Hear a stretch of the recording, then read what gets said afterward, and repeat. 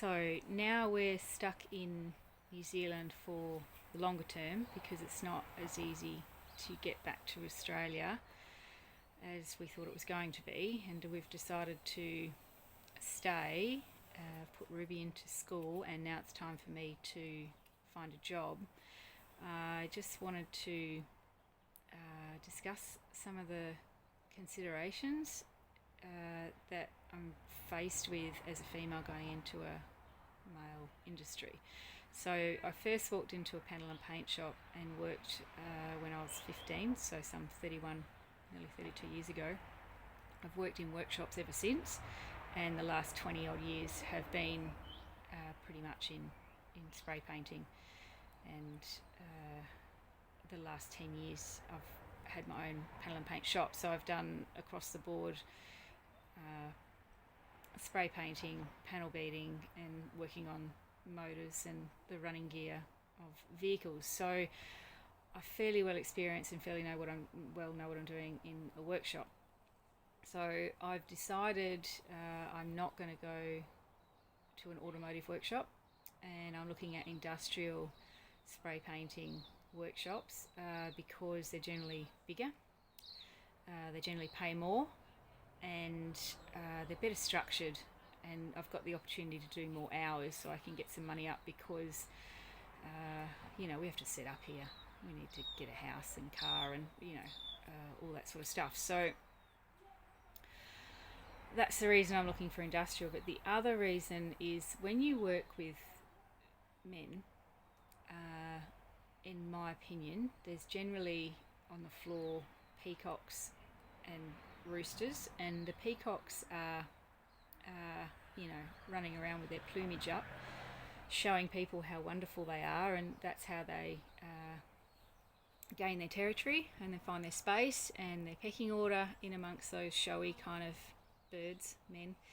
And then there's the roosters who are crowing about how wonderful they are. They puff their feathers up and crow really loud, and that's how they establish their territory and pecking order in amongst the crows.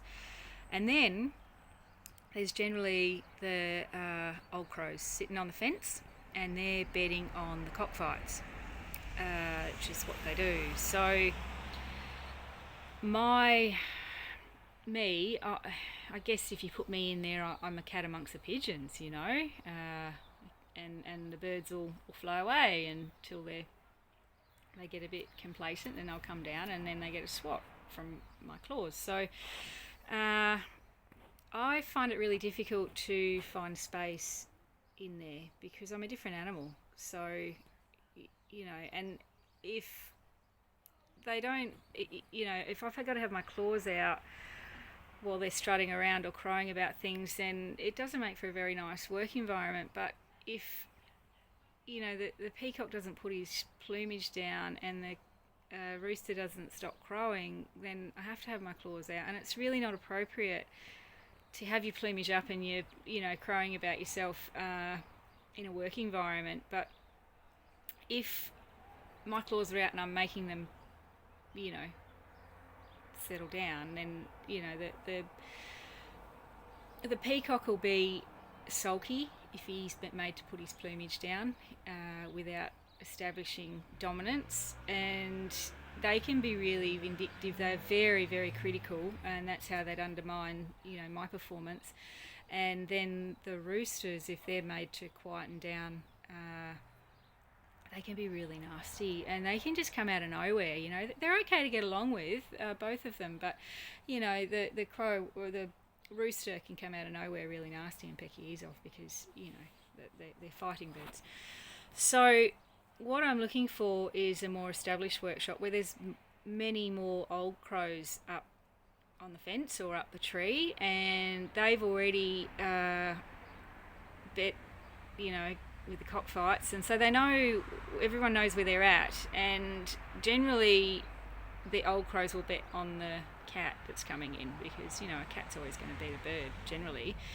So I need an environment where the plumage is already put down and everybody's established their territories, and there's a space for me to come into. And I'm also looking for further, like if there's a wise old owl at the top, that is ideal, where there's all different birds down the tree and everybody's got their space, and everybody, is comfortable with a new animal coming in to the environment. And also, when you have a bigger workshop, like smaller automotive workshops don't really have a lot of space, and I'm going to take up a bit. So if I have a bigger industrial workshop, everybody's got space and there will be more space for me.